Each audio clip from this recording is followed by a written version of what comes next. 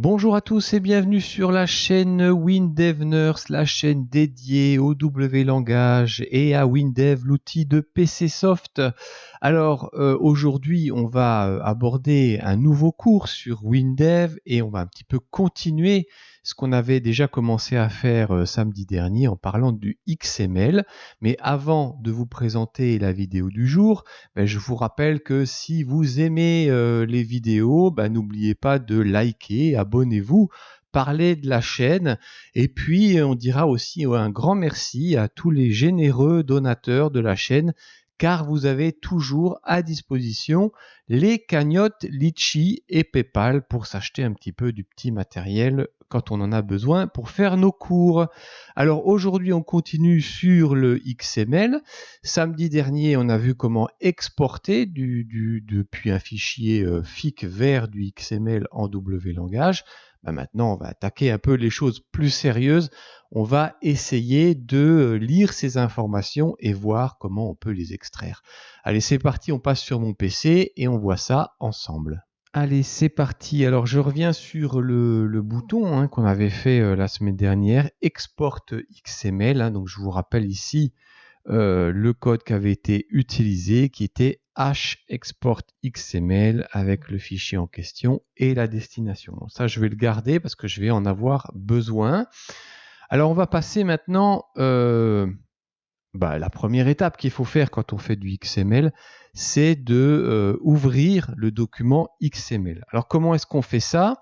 En fait, il y a plusieurs moyens pour faire ça. Et puis, il y a surtout, en fait, dans WinDev, une variable qui s'appelle XML document. Voilà, hop, on fait un petit saut dessus. Youp, voilà. Et on vous explique en fait sur la page que l'XML document, c'est un document vide ou un document contenant le code XML à manipuler avec les fonctions XML du W langage. Alors on va faire ça ensemble. Je vais un petit peu vous montrer ça. Donc première chose, on peut dire par exemple, là on parle de patient, toujours dans cette notion d'hôpital.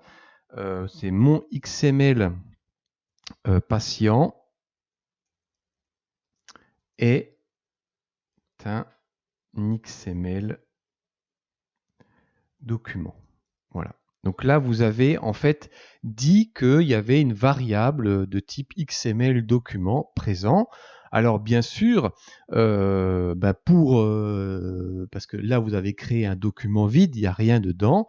Donc ce qu'on va faire maintenant, c'est que on va appeler l'ouverture de ce document XML et on va dire que mon XML patient, c'est égal à la fonction XML ouvre. Et alors là, on vous demande la source du document. Donc là, on va coller directement le lien du document, là où il se trouve.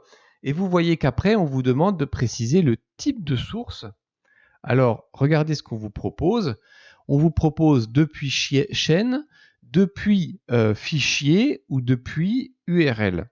Alors là, dans notre cas, si on retourne dans le document qu'on avait créé, j'avais mis ça dans exercice WinDev, XML, vous voyez que là, en fait, l'XML patient, c'est depuis un fichier. Donc, on va bien préciser ici que c'est depuis fichier. Voilà. Donc là, en fait, vous avez ouvert le document XML. Vous n'avez encore rien fait, on n'a pas travaillé dessus, mais sachez qu'avant de travailler sur ce document, il vous faudra quand même l'ouvrir. Alors, autre chose, vous pouvez aussi ouvrir ça à travers une chaîne. Alors, ce que je vais faire, je vais effacer cette partie-là qui ne nous sert à rien. Voilà. Et donc, je crée un document XML. Je crée, par exemple, un lien qui sera de type chaîne. Donc, je vais appeler ça le lien XML est une chaîne. Et puis, ce que je fais, eh ben, je donne bien sûr une valeur à cette chaîne. Donc S, le lien XML, c'est égal eh bien, à mon lien sous la forme d'une chaîne. Et ce que je fais, quand je veux ouvrir mon document XML, eh bien, au lieu de taper XML ouvre, eh bien, le nom direct de comme on l'a fait précédemment ici, de l'endroit où se trouve le fichier, eh bien, je mets le nom de la chaîne qui correspond à ce lien et j'ouvre toujours ça depuis un fichier. Donc là, on a ouvert le document depuis le fichier. Alors il y a une autre manière en fait de faire ça aussi. C'est par exemple de créer, on va dire, une chaîne qui ressemble à un format XML et de le faire reconnaître en tant que tel par comme un document XML, bien qu'initialement c'est une chaîne. Alors je dis bien une chaîne, pas une chaîne de type lien qui pointe vers le fichier comme on l'a fait là. Donc je vais vous montrer un petit peu à quoi ça peut ressembler. Donc hop, je vais maintenant simplement mettre ça en commentaire. Et on va imaginer que je déclare par exemple mon texte XML est une chaîne et c'est égal. Et rappelez-vous, quand c'est une chaîne qu'on veut faire avec des sauts de ligne et tout ça, sans avoir à passer par la notion de retour chariot, on va utiliser les crochets. Voilà, donc là je crée mes crochets, j'ai sauté une ligne, et vous voyez qu'en rose à l'écran, on va pouvoir poser notre chaîne de caractères. Alors regardez ce que je fais, je vais prendre ici cette chaîne, et je vais la coller là. Alors qu'est-ce qu'on voit? Alors si, je vais dégager mon petit clavier, je vais utiliser la tablette. Alors pour faire ça, il faut que je fasse appel à mon petit outil qui est ici pour pouvoir bien... Voilà, donc je reviens dans mon document. Alors c'est pas du XML, on est d'accord, ça c'est du texte, ça ressemble à de l'XML, mais c'est techniquement du texte. Alors pourquoi ça ressemble à du XML? Donc si je vais ici, vous voyez, alors qu'est-ce qu'on voit par exemple? On voit dans ce document ici quelque chose, on en a parlé la semaine dernière, c'est le prologue. Voilà, prologue. Et puis ensuite, je vous ai dit, dans un document XML, il y a un nœud racine. Ben, le nœud racine, il est ici. D'ailleurs, vous voyez que à la fin du document, on a bien ici encore le nœud racine de fermeture. Et ensuite, je vous ai dit, on a des balises. Alors, vous voyez, nœud racine, et ici, on se retrouve avec des balises. Vous voyez, la balise titre qui se ferme ici avec l'autre balise titre. Là, c'est la balise acte qui donne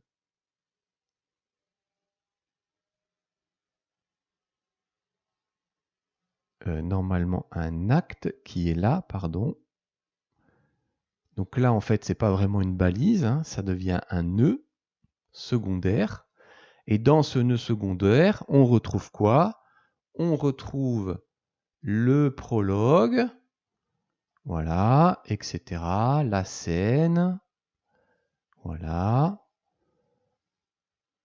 Et vous voyez que c'est bien écrit, puisque là, on a ouvert la balise ici. Et pour la fermer, on a bien utilisé le slash. Bon, tout ça, c'est du texte. C'est pas c'est pas de l'XML. Alors, je vais fermer ça. On va continuer. Donc, comment est-ce qu'on va faire? Là, j'ai déclaré du texte. Eh bien, ce qu'on va faire ensuite, c'est... Je reprends mon clavier. Voilà. Ce qu'on va faire ensuite, c'est qu'on va dire que, par exemple, alors vous l'avez tous reconnu hein, ici, hein, c'est bien sûr, on parle de Roméo et Juliette, hein, vous voyez, hein, la tragédie de Roméo et Juliette en anglais.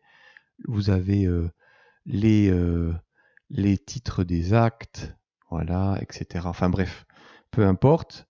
Donc ce qu'on va faire, on va dire par exemple que Roméo et Juliette est un XML document. Et là, je vais dire que Roméo et Juliette,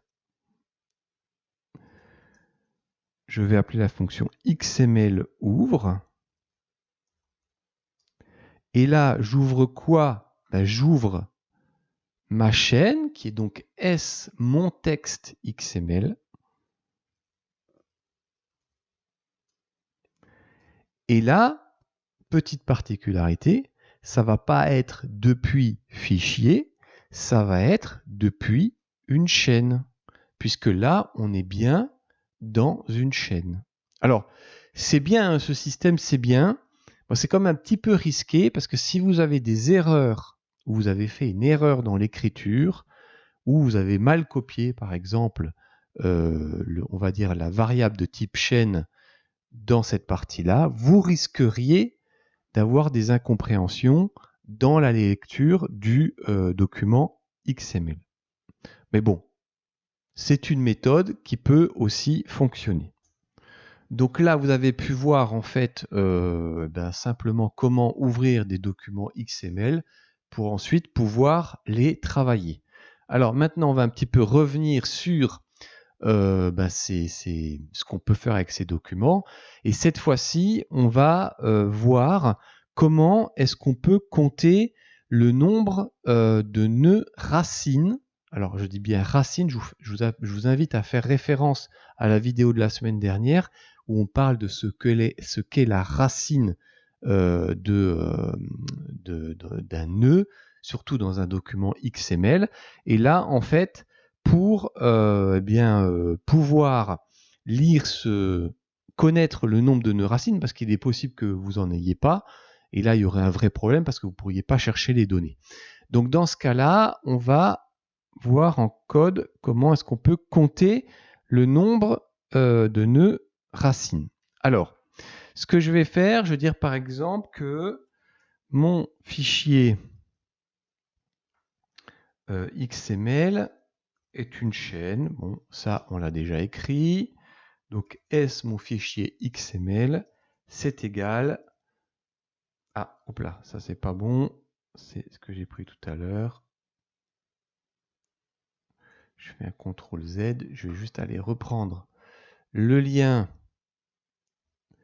dans le document précédent qui était là. Voilà. Donc, hop, je reviens ici. Et donc, voilà, je lui alloue une variable de type chaîne. Donc, voilà. Alors, bien sûr, si on est malin, on essaye de vérifier que cette chaîne a quand même une valeur, quoi, hein. Donc, si on fait ça, on peut appeler par exemple une boucle de condition. On peut dire que si S, mon fichier XML, est différent, alors différent de une chaîne vide, alors dans ce cas-là, on peut lancer la procédure. Alors qu'est-ce qu'on va faire? D'abord, on va ouvrir le document XML. Alors pour faire ça, Déjà, on va déclarer, hein, donc on va qu'il y a bien un document XML, donc on va l'appeler XML doc est un XML document. Donc ça, pour le moment, on l'a créé, il est vide.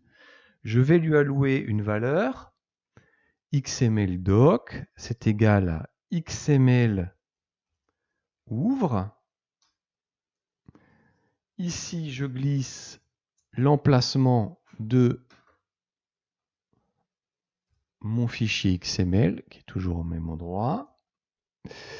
Et je vais bien sûr préciser que c'est depuis un fichier qu'on connaît et qu'on a créé d'ailleurs la semaine dernière. Alors, ce qu'on va imaginer cette fois-ci, c'est que le document XML peut avoir une racine ou il ne peut pas en avoir. Ou s'il en a, il peut peut-être en avoir plusieurs. Donc on va écrire ça comment? On va dire que si, alors là on intègre une deuxième condition dans la condition, si XML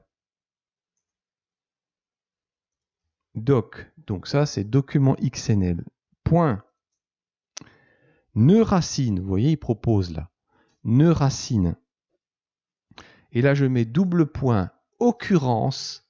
Occurrence, rappelez-vous, on l'utilise par exemple dans les champs de type table de WinDev quand on veut calculer les nombres de lignes.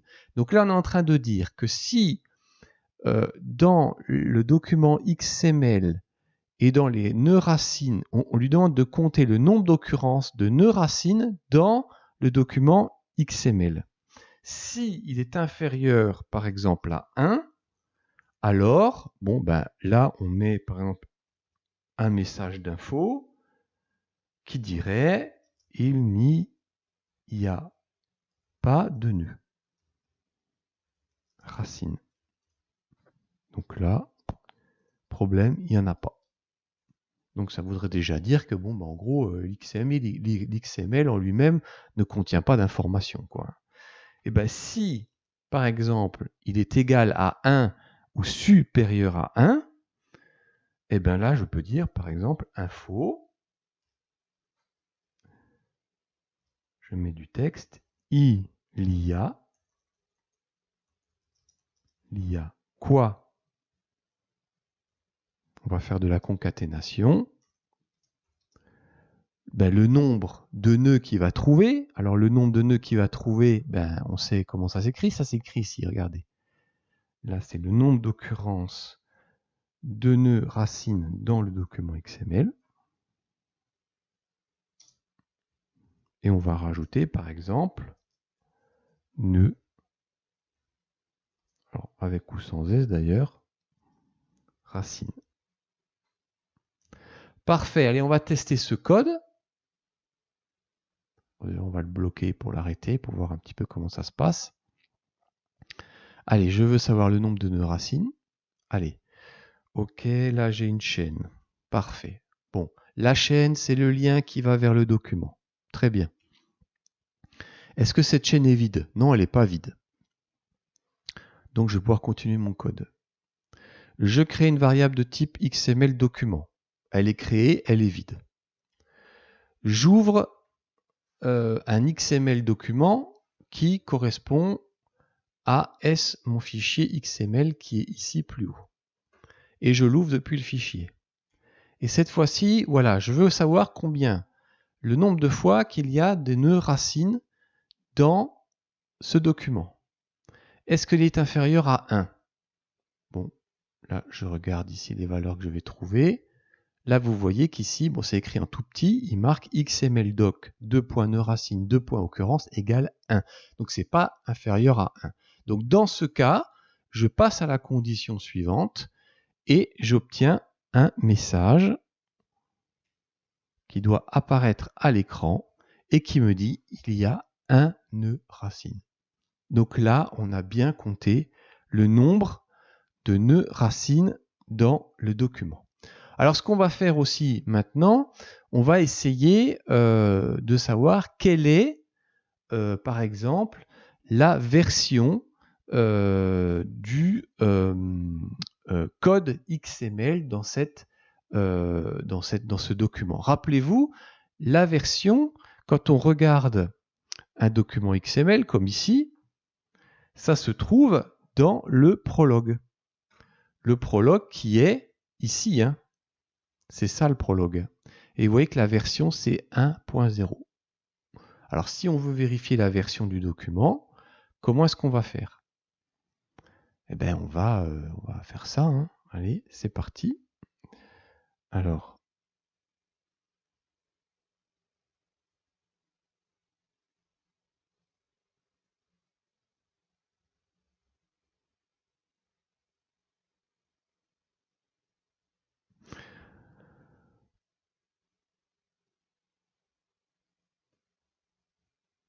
pour connaître la version du document, je rentre dans le code.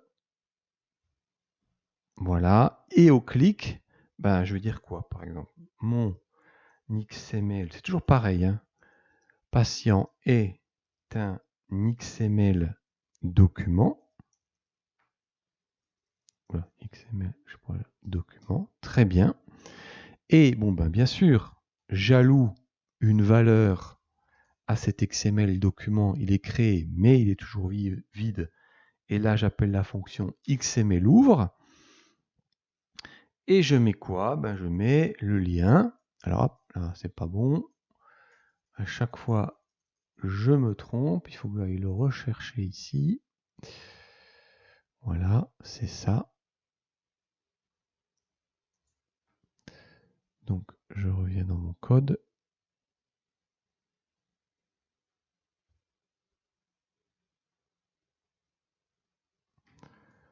Voilà. Et je l'ouvre depuis un fichier, bien sûr, pas une chaîne, comme tout à l'heure. On avait fait le test avec une chaîne. Et alors, là, je fais affichage de la version. Et qu'est-ce que je fais? Eh bien, je fais... Bon, je ne vais pas faire info, je vais faire la fonction trace. La fonction trace. Et je trace quoi dans cette fonction? Eh bien, mon XML patient, 2 points. Et qu'est-ce qu'il me propose ici? Version. Voilà. Bon, ben là, il me met la version. On va faire un petit go. Allez, je veux connaître la version. Je clique ici. Et vous voyez quoi? Que la version, c'est 1.0. Donc c'est bien correct. C'est bien la version qu'on avait dans le prologue du document. Bon, là, ça c'est pour un petit peu explorer les choses. Bon, la question qu'on va se poser, c'est, bon, tout ça c'est bien, mais nous, on aimerait bien extraire quand même les informations qui se trouvent dans les balises. Alors, je vais vous montrer une méthode bon, qui vaut ce qu'elle vaut, mais ça permettra d'aborder un petit peu d'autres manières. Donc là, ce que je vais faire, je vais par exemple dire que bon, je voudrais charger mon code XML. Donc je peux dire par exemple que source XML est une chaîne. Bon, ok, bon ça c'est facile. Qui est égal au chargement d'un texte. Ici, je mets là où se trouve mon fichier. Et bon, sans préciser d'ailleurs si c'est Annecy ou pas Annecy, peu importe, c'est pas l'intérêt aujourd'hui. Je crée une valeur aussi qui s'appelle résultat est une chaîne. Et je crée aussi une valeur de type entier que j'appelle i. Et je lui donne la valeur 1. Alors, ce que j'ai fait là, en fait, j'ai ouvert un document. et je l'ai chargé dans, on va dire, dans une mémoire qui contient du texte. Et donc, ce que je fais, en fait, pour extraire une partie de mon code, extraction du code XML, contenu dans la première balise patient. Alors, pour rappel, on va refaire un petit saut là où se trouve notre patient. Je vais faire ouvrir ça avec Notepad++, petit logiciel. Donc, vous vous rappelez, hein, il y a des patients. Hein. Donc, ici, on a bien le nœud racine. Et puis ensuite, on a des nœuds secondaires qui arrivent avec des balises. Et moi, ce que je veux pour le moment, j'aimerais bien extraire les informations du premier patient. Donc, ce que je vais faire, je vais ici appeler une fonction qui s'appelle sRésultat. C'est égal à XML extrait chaîne. Alors, de quelle source XML, ben c'est ce que j'ai chargé en mémoire avec la fonction fChargeText. Donc, je vais taper ici source XML. Et puis, en balise, je vais mettre exactement le nom de la balise, du nœud, par exemple, qui m'intéresse. Donc là, c'est patient. Alors, je l'écris bien de la même manière. Hein, patient, P majuscule et un S à la fin. Et ensuite, on me demande de me préciser à quel indice. Eh bien, moi, je veux au premier indice, puisque I est égal à 1. D'ailleurs, je ne vais pas mettre 1, je vais mettre I. Très bien. Alors, ce que je peux faire, par exemple, je peux aussi tout de suite décider de tracer la valeur S résultat. Alors, juste un petit saut encore sur la fonction XML extrait chaîne. XML extrait chaîne vous extrait le contenu d'une balise dans un document XML. Et on vous précise bien que dans le cas d'une recherche plus complexe, utilisez les fonctions XML document et XML recherche. On va en parler. Ça ne sera pas pour aujourd'hui parce que je vais vous montrer le résultat que ça vous donne. Donc ici, je joue ma fenêtre, je la lance, je clique ici. Et qu'est-ce qu'on voit? Alors, ça m'a bien extrait ici les informations du premier patient, mais regardez bien l'aspect que ça me donne. Ça me donne un aspect... on voit le nom, par exemple, de la première balise, on voit l'information qui est stockée ici, et puis ça continue. On voit, par exemple, alors ça c'est l'identifiant, ici c'est le nom, entre les deux balises qui sont là et là, le nom, et puis le prénom, etc. etc. Bon, c'est pas très digeste comme information. Alors, dernière petite chose, ce qu'on peut encore faire, c'est lire toutes les informations pour les coller dans un fichier trace. Donc là, au lieu d'écrire ça comme ça, ce que je vais faire, je vais ajouter une fonction tant que sRésultat est différent d'une chaîne vide. Alors, là c'est une boucle de lecture. Ce que je vais faire, je vais dire trace sRésultat. Donc tu traces ton résultat. Et puis bien sûr, tu vas aller lire la deuxième ligne, puisque l'entier ici est à 1. Et bien tu vas dire que I c'est égal à I plus 1 pour lire la deuxième ligne. et tu vas relancer en fait le code qu'on avait écrit ici jusqu'à qu'on sorte de la boucle de lecture. Donc si je joue ça, ben, il va écrire d'abord la première ligne et puis il va chercher à savoir ben, tant que ben, S résultat est égal à rien, ce n'est pas le cas puisqu'ici plus haut on a trouvé une valeur, il va jouer ce code, il va augmenter l'indice de plus 1 et puis il va lire la deuxième ligne jusqu'à ce que finalement il ne trouve plus rien du tout. Donc regardez, si on joue ça, eh bien vous voyez que là il vous collecte toutes les valeurs qui se trouvent dans le fichier XML qu'on avait créé la semaine dernière. Bon, mais le problème, c'est que là on les voit, mais on ne sait pas les extraire de manière plus précise. Et c'est là où en fait la fonction XML extrait chaîne atteint ses limites. Donc, c'est ce qu'on va voir la semaine prochaine.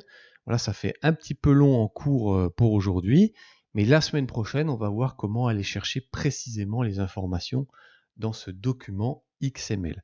Voilà, j'espère que ce cours vous aura aidé et je vous dis à samedi prochain pour qu'on avance encore plus loin sur l'utilisation des documents XML avec WinDev. Allez, d'ici là, codez bien et à la prochaine. Bye bye.